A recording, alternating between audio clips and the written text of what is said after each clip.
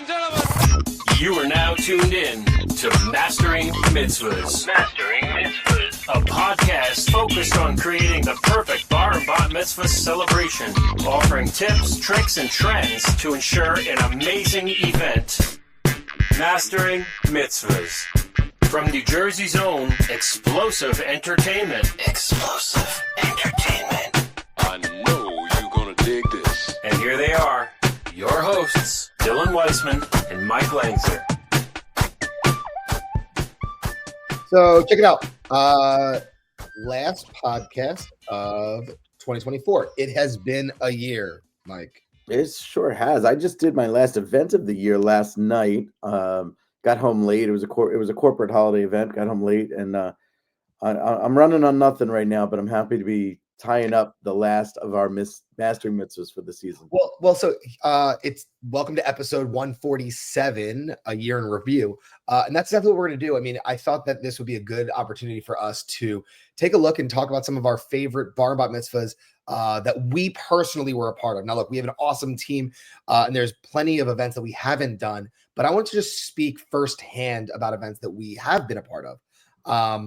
So I think that we should pick like 3 or 4 of our favorite bar bat mitzvahs. We can start at the beginning of the year and work our way through the end. And I think we may even have some of the same events because, you know, some of the really, really awesome ones had both of us on it.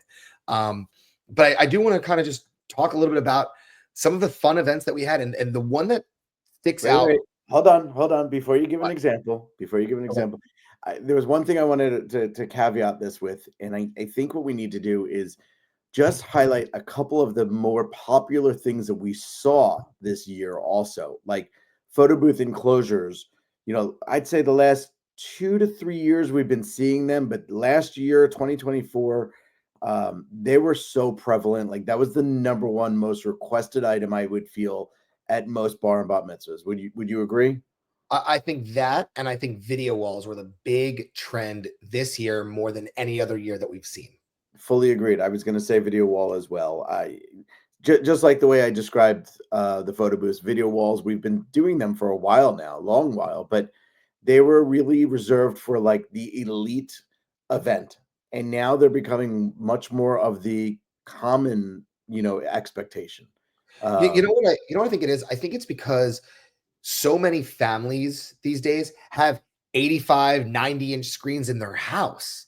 And the standard 60, 65-inch TV on either side of the DJ booth for a 200-person guest count, it's just not up to snuff in comparison to what you're seeing at your house every single day with your family of 4. So I think that's why video walls have gotten so important. And I think that and media expectations, there's the expectation of all the different things you could do on media. I mean, like, everyone's doing cameos now, and montages, of course, are getting more exciting, and involving ambient graphics that match the theme of the party. Like these are all becoming the norm now. And if you're going to do it right on a big screen. Well, so that actually led me into what I was about to say. The reason I think that the enclosures for the photo booth, especially those hard wall ones, is because people are diving more into their theme than they ever were before. They're creating an entire brand around it. And I think that's why the photo cube enclosures, the immersive experience, it allows that theme to really stick out. And now it looks cool in the room too, as opposed to just being a banner.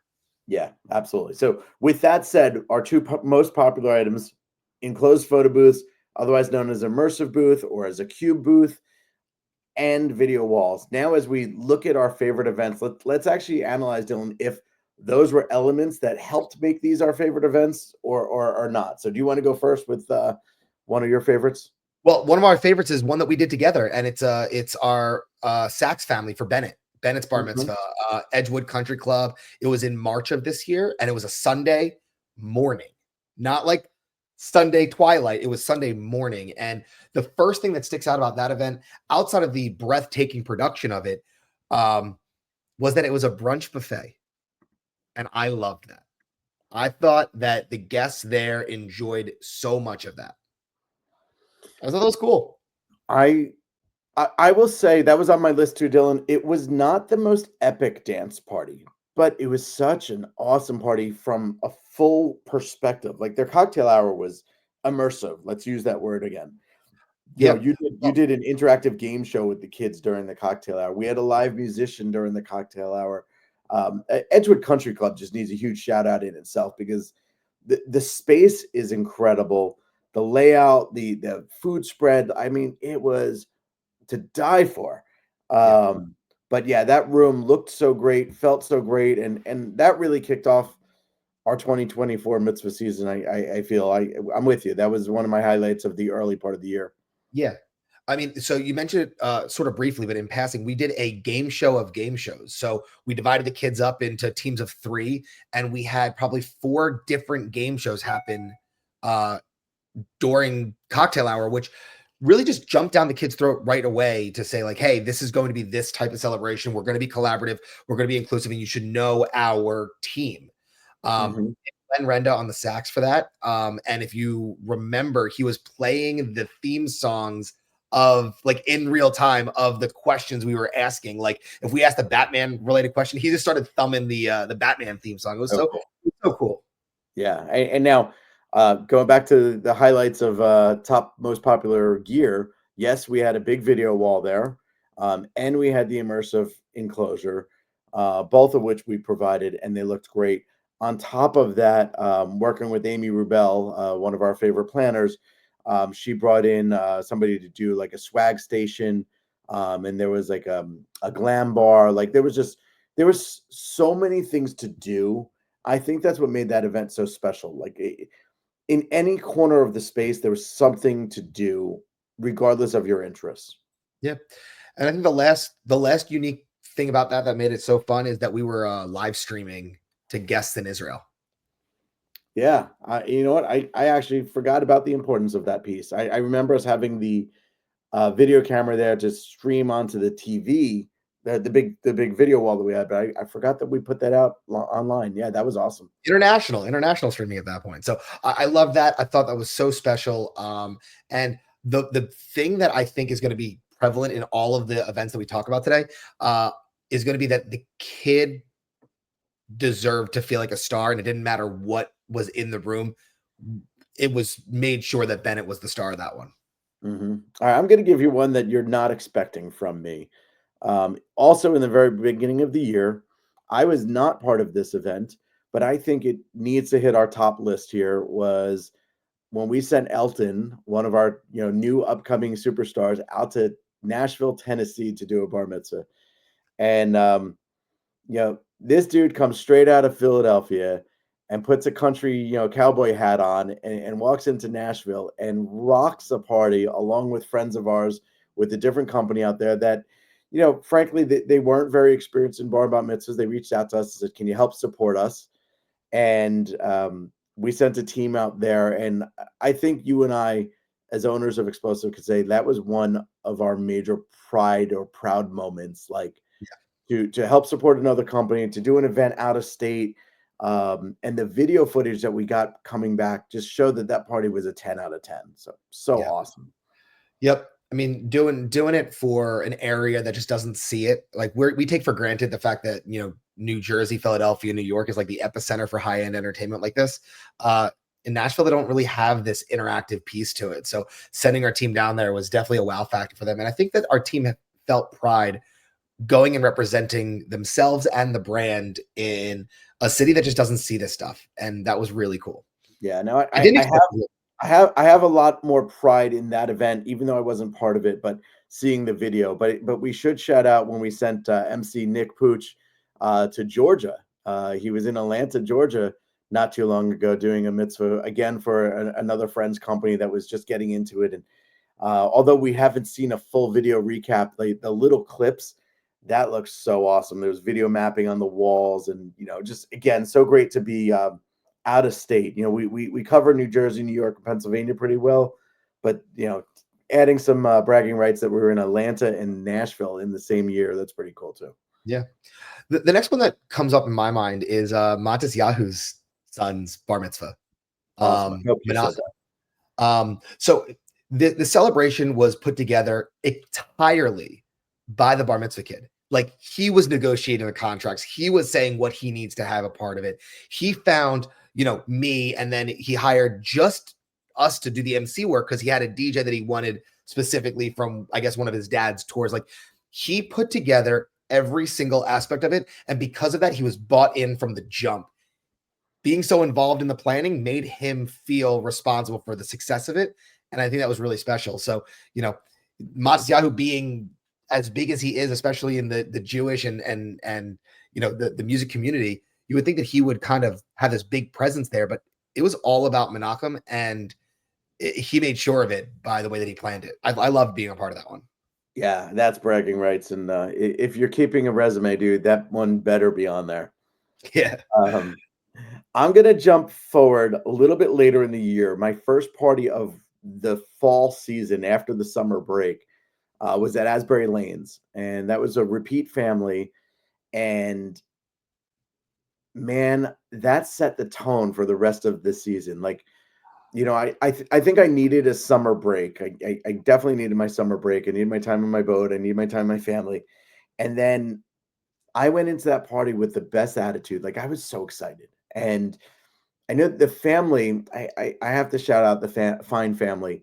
I know they look at us like rock stars. And like, we were booked at Asbury Lanes, which is a hybrid of a bowling alley and a concert venue. It's more of a concert venue than bowling. There's only 4 or 6 bowling lanes there. But I use the word rock star on purpose because we were rock stars in our own right. It was a rock themed concert. It was music themed. Farah from 360 did all the decor, and it looked awesome. I was up on the stage with one of the best sound systems I've ever played on. And this venue is not known for bar and bat mitzvahs. And they let us take the driver's seat. They let us be in control. Mike P was the MC, and it was stellar. And one of my commonalities that I have on this and some of the other events that I wanted to shout out today is we focused on the adults. And it's something that I think a lot of families get away from. Very often you hear, rightfully so, this party's for my son or my daughter, and I want to focus on them. But in this case, being a rock themed party, we really got to focus on the adults. And there was a rock and roll set in the middle of the night that had Guns N' Roses, Metallica, AC/DC, Bon Jovi, and it was geared towards the adults. The kids were eating and playing, games at that point, but there was some involvement with the kids, and it shook up the night. It was like right in the middle of the night. It just like literally shook the whole night up, flipped it around. And from that point on, it was a rock concert for the very last minute. Awesome, awesome, awesome celebration. It just kind of goes back to leaning into the theme, I guess. Yeah. And let's shout this one out. They also had the immersive photo booth. There was not a video wall, but this venue had a very awesome drop-down screen that was larger than a video wall. So the video elements of this were still very significant through the night. And we did a video game show. So funny enough, to kind of revert back to Bennett Sachs's party, there was a very intensive video game show interactive piece during the cocktail hour that also made the party unique and stand out. So that's high on my list. Very, very high on my list. I want to briefly touch Marnie Neff. The reason Marnie Neff, we did it at the Ballroom of the Ben in Philadelphia, a Finley Cater event space. And I'm bringing this one up for a few different reasons. Working with professionals who know what they're doing, the folks at Finley Caterers, Bobby Morgenstein in Philadelphia Event Decor, us, Loria Visuals, like these folks who came in and knew what they were doing. We pulled off a huge event, but everyone knew where they were supposed to be and how to be there. And outside of the fact that this was a repeat family who just basically said, copy paste from the first one and let's celebrate the right way. I love the families that hire real, true professionals to get done what they need to get done. Funny enough, this one had an immersive booth and a video wall. It had some sparks. It had a huge, entertainment team, a huge stage. So there's not much more to say about it other than the family trusted us and it was felt. And I was able to go in there feeling really excited to celebrate on their behalf because they just knew that we were coming in for the right reasons. And I thought that was great. That's cool. And that's a party that I didn't touch. I wasn't part of it. So like hearing your excitement And when you came back after that event and you shared it with our team, like I think that's one of the things that makes Explosive so special, is that, we're at a point now that we're covering multiple states, multiple areas, and we're able to come back on a Monday and regroup and like share all the amazing, pride from the weekend. Yeah. The next one I was going to shout out also might come a little bit of a shock to you, Dylan, because it was not by any means one of our biggest events of the season. It was actually like fairly simplistic. It was at Orem, and it was for Natalie Steiner. And why I love that party was, I was just talking about a rock and roll theme at a rock club. This was a nightclub theme at a nightclub. Orem, for all intents and purposes, is a nightclub. And everything was very neon, very, very bold, bright pinks, lime greens. And I just remembered, like, this was a low pressure family. They just wanted to have a good time. Like, they weren't micromanaging. They showed up ready to party, and it was so evident. I remember that dance floor being one of the best dance floors I've ever seen. Just epic from start to finish. And they all the bells and whistles that we've talked about before, they did not have. They didn't need it. They just focused. They were the right crowd. Like, if you could predict the most perfect crowd, it was them. And I remember that Natalie was a cheerleader, and her mom and all the cheer moms had their own like thing going, and it was almost competitive of like who was cooler, the cheer moms or the cheerleaders. And like that energy, I could still feel it. We've mentioned it on the show before, but it just goes back to inviting the right people for the right reason. And when you have families and friends that come together to celebrate, you get that feeling. And it's so hard to describe, but you feel it when you're in the room. There's no political invites in that case. There's no like, I invited this certain friend because I felt like I had to. Like, you only invited the people that you love and care about. And I think that has to be top of mind when creating your list. Yeah, no doubt. And I remember, again, just kind of hitting on music for a quick second. They wanted freestyle. Like, freestyle is not a common theme, a common genre of music to play at a bar about mitzvah. And I got away with a lot of that, like 80s, 90s freestyle, like Debbie Deb and TKA. And I remember it vividly, and I could see the crowd standing on that stage. In fact, I wish the stage was 4 times the size of what we had, because they would have used every inch of it. Right. I want to touch on Michelle Glazer and their son's bar mitzvah at the Montclair Art Museum, working with another true professional in Lisa Ivler, another one of our favorites. And this one was cool because they took an approach where we have kids that are very different than the adults, but the party is for both groups. And what they did was they knew the kids weren't really dancing kids. They were athletic, and that they were sporty, and they were really competitive, and their adults danced. So they had an entire separate room lined with games that these kids could play at any given time, like freely go in and out, while the adults had a true, dance party cocktail vibe the whole time. But here's the kicker. I still wanted to be a part of this event in a collaborative way, because we were still celebrating this one very special young man. And one of the things that we did was we had a bracket style tournament on the mini ping pong tables. Not a very expensive enhancement, but we played all cocktail hour on these mini ping pong tables. And then we got down to a final 4. There was only 4, kids left.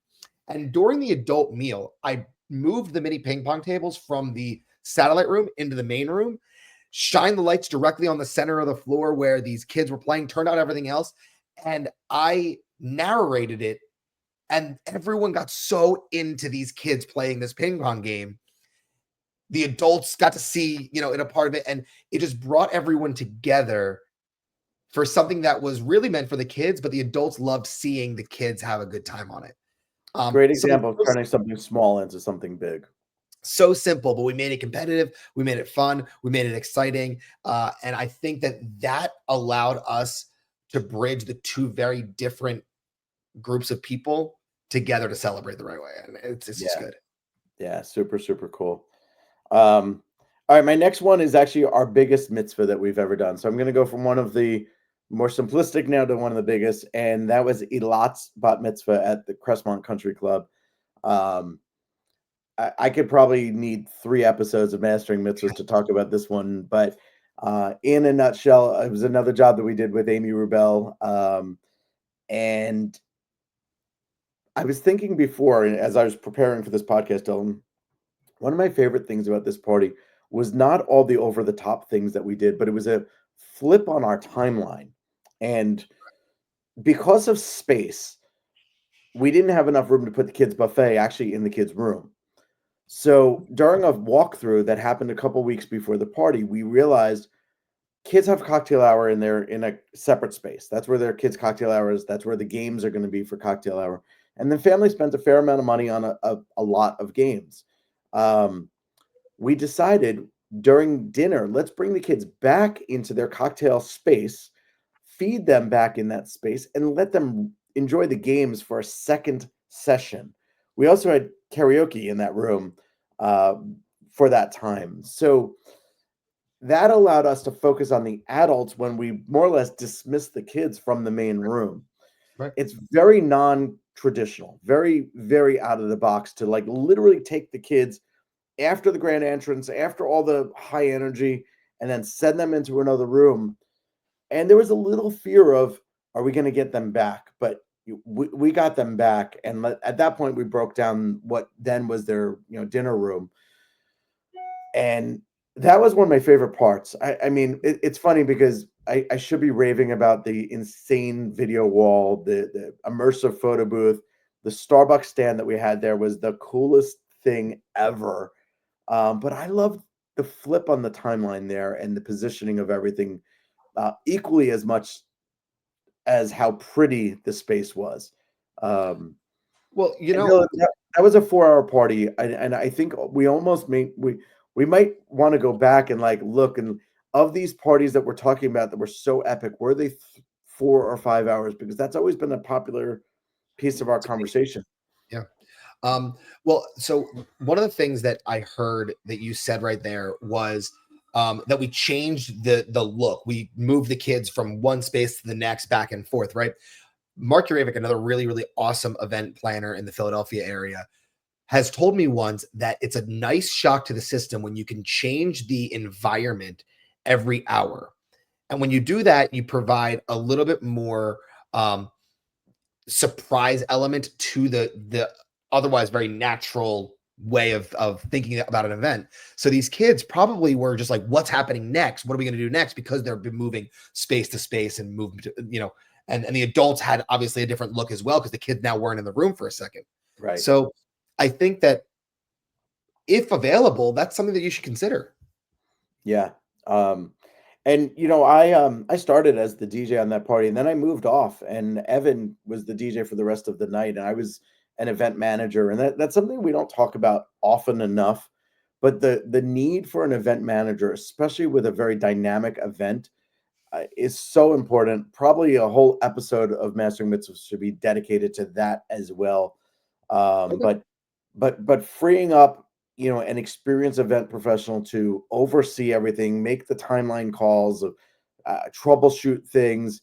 It allowed Evan to focus on DJing and allowed me to focus on the management of the event. So that was certainly one for the record books. I wish they were all like Elot's party. Right.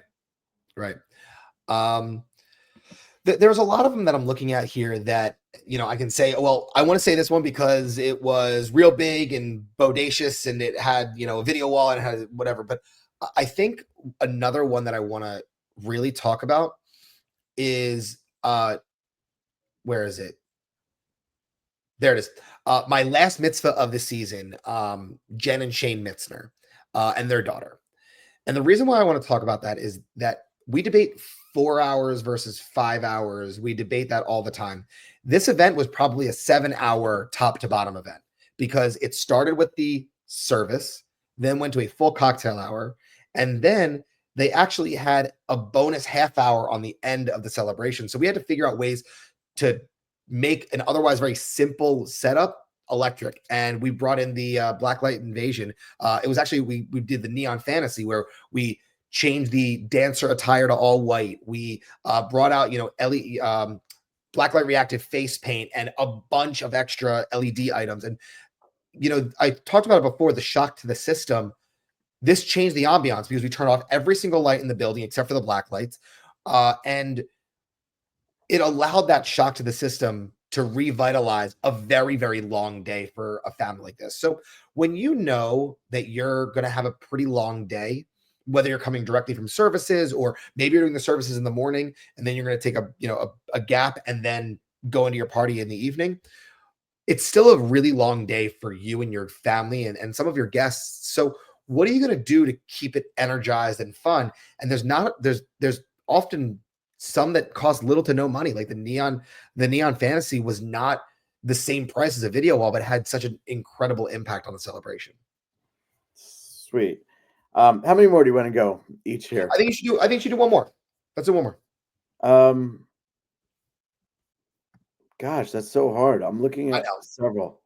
I'm going to give you two more. The first one's going to be really quick. It was also my last. That is so typical of you, Mike.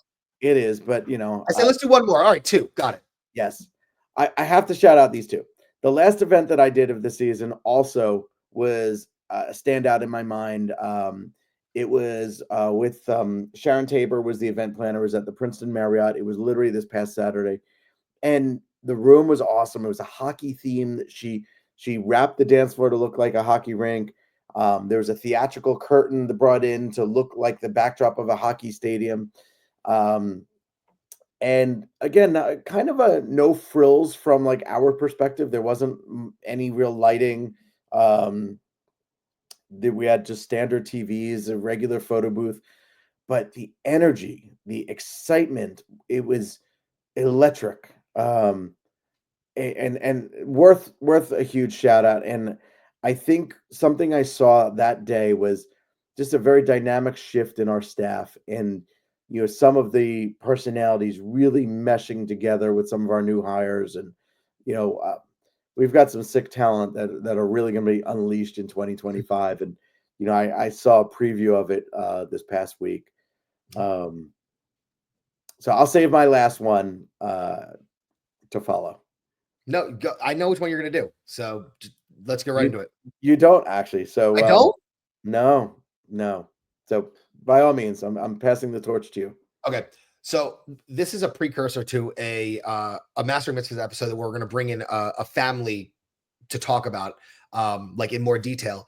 But Andrea Hecht and her daughter's bat mitzvah, it's been posted all over our social media, like some highlights of it. And I wanted to talk about that one really, really briefly because I know that we're going to do a whole episode on it later because there were so many cool little aspects of it. But here is the part that sets it aside. The bat mitzvah girl, Sienna, wanted to party. Doesn't matter of all the things that were there, the immersive booth, the video mapping on the walls, the crazy amount of special effects, the cake truck that was literally driven into the building. Like there were so many things to distract, but Sienna wanted to dance. So her friends wanted to dance and they were right there with it.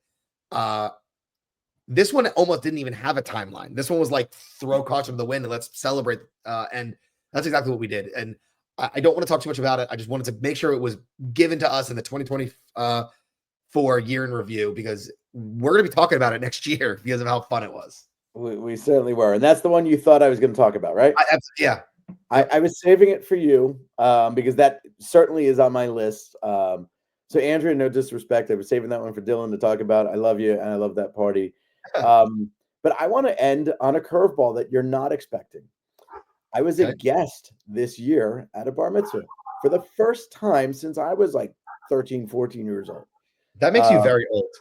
It does. But my best friend from high school, his son, Seth, got to celebrate his becoming of a bar mitzvah at B'nai Tikva. And I was a guest. I brought my family. My 10-year-old daughter was, there dancing alongside. My wife was there. And you know why it's so special? They got to experience what I do every single weekend. And I don't think there's enough words to describe that meaning. Besides seeing, my best friend's son, celebrate, besides partying with my friends, besides sitting in the audience and actually being a guest for once, like that was the day that there was a mind shift for me where I truly understood why we sell video walls. Like up until that point, I've sold it because people wanted them. They've asked for them. But sitting in the audience and being a guest and seeing it and comparing that to the 70-inch TV that was mounted on the wall, it was game changing.